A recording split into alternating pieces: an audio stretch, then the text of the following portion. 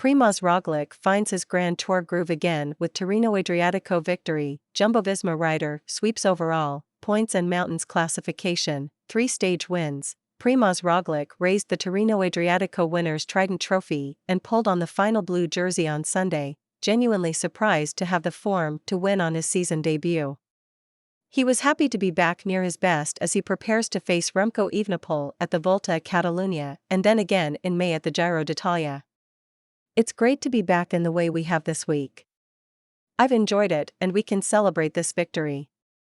We worked hard for this and so we need to enjoy it, he said, praising his Jumbo-Visma teammates for their support during the testing 7 days of racing in central Italy.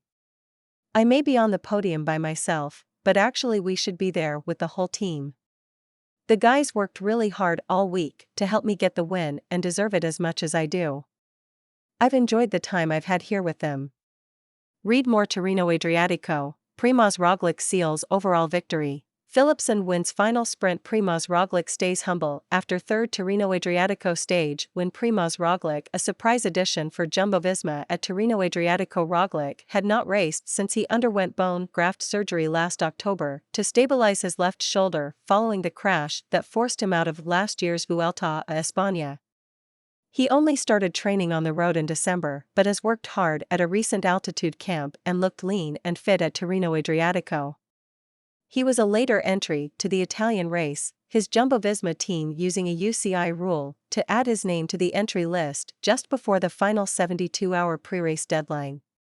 Roglic raced with unshaven legs for half of the race, until he won stage 4 and began a hat trick of victories that set up his overall success. The opening time trial was very hard for me, I went a block and suffered. But then every day I got more and more into the rhythm of racing, Roglic explained. It was hard to come back from my surgery. Fortunately, I had great support from my family and the people around me. We always believed things would work out and we worked together. We can be proud and happy now. Roglic won Tirreno-Adriatico but acknowledged that he is not yet at his best or ready for the Giro d'Italia. He will ride Volta a Catalunya between March 20th to 26th and then return to altitude for another block of important Giro d'Italia training. There is plenty to work on, he said.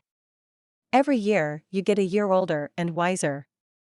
I got the confirmation that I'm on the right track, but that doesn't mean I'm already where I want to be.